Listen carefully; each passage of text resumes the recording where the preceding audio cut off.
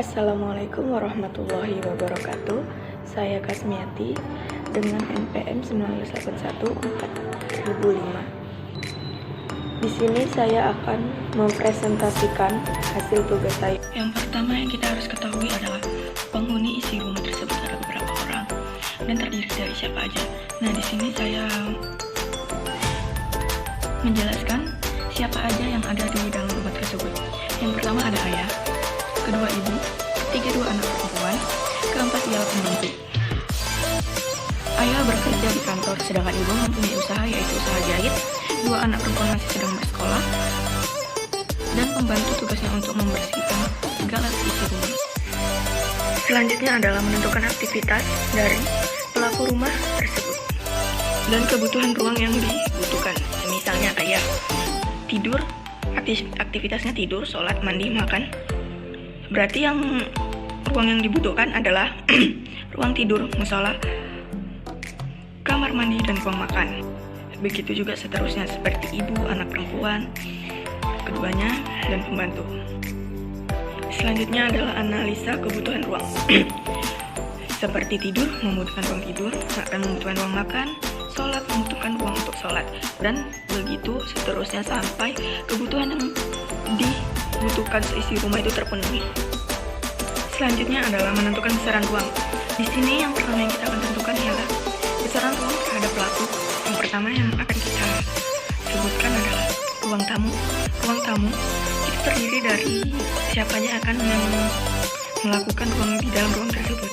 Yang pertama ada bapak, ibu, anak, dan 4 tamu. Dari pelaku ini kita kalikan 0,8 yaitu untuk satu orang.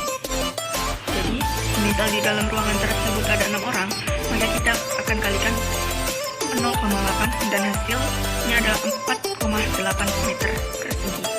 Lalu kita akan menentukan besaran ruangan terhadap furniture. Misalnya ruang tamu. Ruang tamu membutuhkan furniture meja 1 buah, kursi 6 buah, lemari hias 1, meja tipis 1, yang dimana luas meja 1 buah dikalikan dengan ukuran hasilnya semisal 1,3 meter dikali lebarnya 0,8 yang memiliki hasil 1,04 meter persegi. Begitu juga dengan kursi, lemari hias, dan meja TV. Dikalikan berapa buah yang akan dibutuhkan. Terhadap aktivitas, di ruangan tersebut memiliki aktivitas. Jadi untuk menentukan luas bangunan terhadap aktivitas ini, yang pertama adalah furniture ditambah pelaku akan menghasilkan luasnya.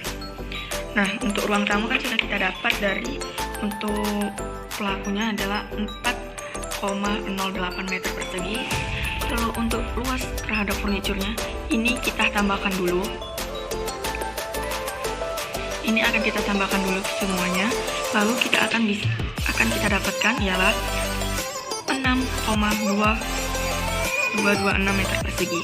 Nah, dari ini kita tambahkan dari hasil pelaku tadi 4,8 dan menghasilkan 11,026. Lalu akan kita kalikan sebanyak 20% meter persegi dan menghasilkan 2,205 meter persegi. Setelah itu kita akan mendapatkan luas total untuk setiap ruangan adalah 6,226 ditambah 4,8 ditambah 2,205 itu dari yang telah kita jelaskan tadi akan menghasilkan 13,231 meter persegi. Dan untuk ruangan lainnya sama seperti yang saya jelaskan, yang pertama yaitu di ruangan tamu. Setelah kita dapat semua luas ruangan tersebut, maka kita jumlahkan. Maka yang akan kita dapat ialah hasil dari luas total adalah 127,154 meter persegi. Selanjutnya adalah persyaratan ruang yang akan kita jelaskan. Persyaratan ruang misalnya yaitu pencahayaan, penghawaan, view, kebisingan, sirkulasi, dan vegetasi. Pencahayaan terdapat pada 2, yaitu pencahayaan alami buatan dan penghawaan alami dan buatan, di mana masing-masing ruangan membutuhkan kebutuhannya yang berbeda-beda, yaitu membutuhkan, kurang membutuhkan, tidak membutuhkan. Contohnya seperti ruang tamu. Untuk pencahayaan alami dan buatannya itu sangat membutuhkan. Untuk penghawaannya sangat membutuhkan. View juga membutuhkan. Kebisingan kurang membutuhkan. Sirkulasi membutuhkan. Vegetasi juga membutuhkan. Kalau untuk toilet, pencahayaan alami tidak terlalu membutuhkan. Untuk pencahayaan buatan dibutuhkan. Penghawaan alami tidak terlalu membutuhkan. Penghawaan buatan sangat tidak juga dibutuhkan. View tidak dibutuhkan. Kebisingan tidak dibutuhkan. Sirkulasi kurang membutuhkan. Vegetasi tidak membutuhkan. Selanjutnya adalah hubungan antara ruang. Yang pertama, ruang tamu dengan ruang makan, yaitu hubungan langsung.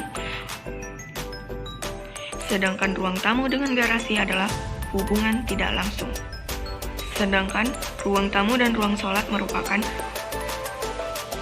tidak berhubungan dengan ruang tersebut. Artinya ruang tersebut berada terlalu jauh dari ruang tamu.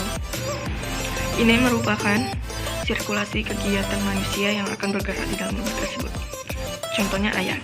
Pertama ayah dari carport menuju teras, lalu ruang tamu, ruang makan, dapur, atau sebaliknya carport, teras, dan taman.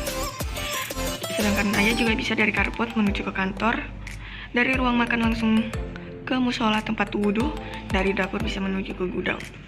Untuk ke ruangan hobi atau ruang kerja bisa melalui ruang tamu, dapatlah ruang kerja atau ruang hobi, lalu kita akan menjumpai toilet. Kalau untuk ke ruang keluarga harus melalui ruang makan, lalu kita naik ke lantai 2, lalu kita bisa dapat ruang tidur dan toilet pribadi. Begitu juga dengan penghuni lainnya. Ini merupakan bubble ruangan yang dimana dari sini kita akan menentukan bentukan dana yang kita butuhkan.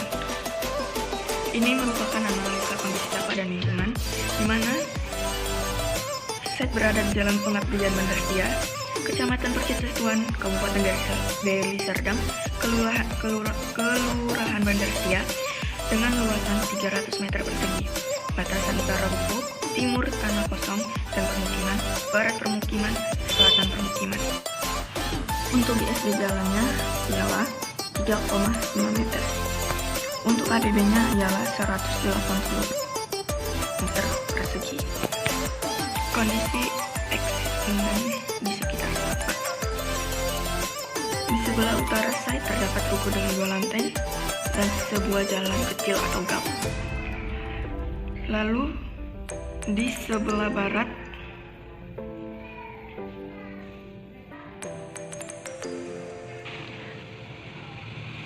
pada site merupakan jalan pengabdian dan permukiman penduduk. Di sebelah selatan merupakan permukiman penduduk. Sebelah timur merupakan lahan kosong dan permukiman penduduk. Unsur-unsur utama yang pada site terdiri dari memiliki transportasi yang lancar dan memadai. Kedua, luasnya site ialah 300 meter persegi. Site berada pada pinggir jalan dengan keramaian cukup padat. Analisa sarana dan prasarana dan view. Sarana menuju site dapat dijangkau dengan sepeda motor, angkutan umum, dan angkutan pribadi. Lokasi site tidak terlalu jauh dari sekolah dan masjid, jadi dapat dijangkau dengan jalan kaki juga bisa. Kegunaan site pada berada di pinggir jalan dengan yaitu usaha jahit sangat mendukung, karena orang atau pelanggan dapat menuju ke lokasi usaha kita itu dengan mudah atau dapat dijumpai dengan mudah. Analisa matahari, site menghadap timur dan barat. Matahari pagi akan menyinari rumah bagian belakang dengan suhu 28 derajat Celcius sampai 30 derajat Celcius. Matahari siang akan menyinari seluruh site dengan suhu 30 derajat Celcius sampai 35 derajat Celcius.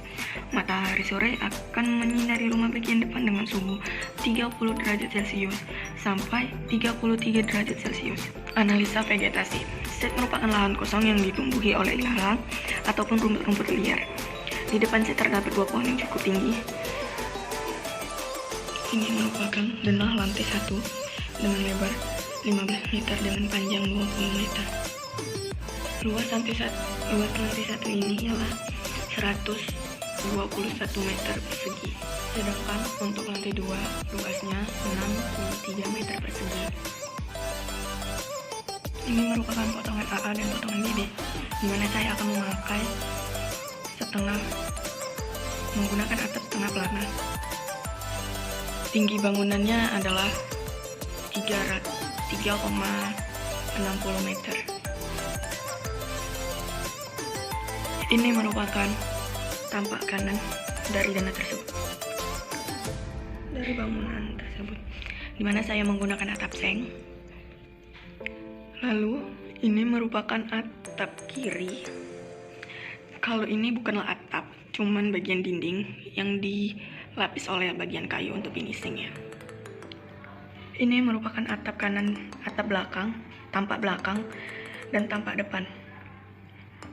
Di tampak depan ini terdapat batu bata ekspres. Ini merupakan ruang sholat. Sedangkan ini merupakan lantai 2 yang menuju bagian dinding yang arah menuju ke lantai 2. Ini penggunaan yang kaca. Ini merupakan untuk ruang kerja atau ruang belajar. Ini merupakan detail arsitektur yang pertama, yaitu untuk bagian ruang sholat yang menggunakan batu ekspres, yang dimana batu ekspres tersebut tidak disusun secara rapi, melainkan ada beberapa lubang untuk menambahkan kesan estetis dalam ruangan tersebut. Lalu ini merupakan detail arsitektur yang kedua, yaitu penggunaan kaca pada dinding yang menuju ke lantai 2 yang bagian sini. Kenapa saya memilih kaca berwarna untuk dinding tersebut? Karena dapat mengurangi panas dalam suhu ruangan sebanyak 55%. Selain dapat mengurangi suhu panas dalam ruangan, penggunaan kaca tersebut menjadikan ruang tersebut menjadi lebih berwarna dan lebih eksotis untuk dilihat. Apalagi ketika mendapatkan sinar matahari menjadikan bayangan berwarna ke dalam ruangan. Saya ucapkan terima kasih, itulah hasil tugas saya yang selama ini saya kerjakan. Memang tidak sempurna dan masih banyak kekurangan. Saya ucapkan terima kasih. Wassalamualaikum warahmatullahi wabarakatuh.